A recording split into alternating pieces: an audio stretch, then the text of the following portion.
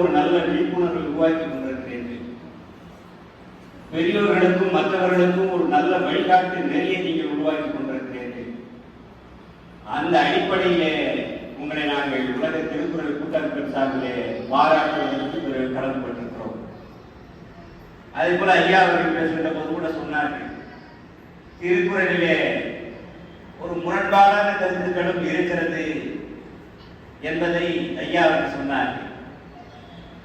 ஆனால் அந்த காலத்திலே திருவள்ளுவர் வாழ்ந்த காலத்திலே பெண்கள் எந்த அளவுக்கு இருந்தார்கள் என்பதை நாம் எண்ணி பார்த்தால், இப்பொழுது இருக்கக்கூடிய இந்த சுதந்திரம், இந்த அறிவு வளர்ச்சி, இந்த பெண்களுக்கான இந்த உரிமைகள் அந்த காலகட்டத்தில் கொடுக்கப்பட்டிருக்குமா என்பதெல்லாம் நாம் எண்ணி பார்க்க முடியாது. எல்லாரும் பெண்கள் ஒரு ஒழுக்க நெறியோடு வாழ வேண்டும் என்பதற்காக ஒரு வகுத்த ஒரு எழுதப்படாத ஒரு சட்டமாக திருவள்ளுவர் அதை எழுதியிருக்கிறார்கள் என்றுதான் நான் கருதுகிறேன். இன்றைக்கு சட்டம் போட்டாலும் கூட அந்த சட்டத்தை மீறக்கூடிய நிலைகள் எல்லாம் இன்றைக்கு சென்று கொண்டிருக்கிறது. ஆனால் அரிஸ்டாட்டில் தான் சொல்லுவார், ஒரு நாட்டிலே நல்ல சட்டங்களால் ஆளப்படுவதை விட மக்கள் நல்ல மனிதர்களால் ஆளப்பட வேண்டும் என்று சொல்லுவார். அதை போலத்தான் வள்ளுவன் அன்றைக்கு எழுதி வைத்தது, மனிதன் இப்படி வாழ்ந்தால் சிறப்பாக வாழலாம் என்பதற்கான ஒரு அடையாளத்தை, வழிகாட்டுதலை கொடுத்து சென்றிருக்கிறார்.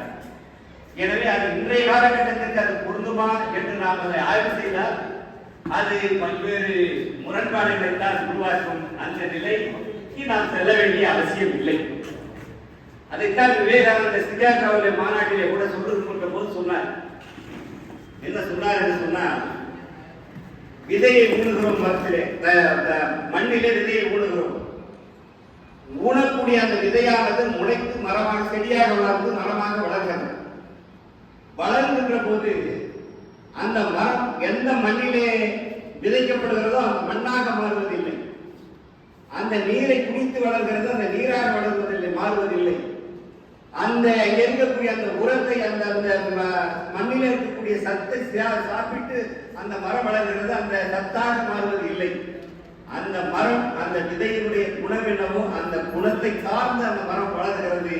அப்படித்தான் இந்தியாவிலே எத்தனையோ மதங்கள் இருந்தாலும், எத்தனையோ இனங்கள் இருந்தாலும், அனைத்தும் மனித நேயத்தை பின்பற்றியே எங்கள் நாடு வாழ்ந்து கொண்டிருக்கிறது என்று சொல்லி சிகாகோவில் அவர் பேசுகிறார்.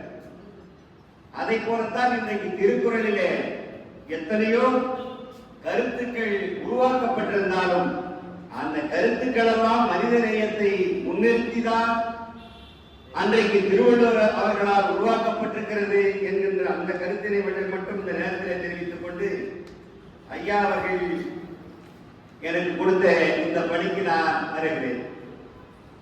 அதிகாரம் 20 பயனிலை சொல்லாமை என்கின்ற அறத்துப்பாலிலே உள்ள 10 குறளுக்கான குறளையும் அதற்கான பொருளையும்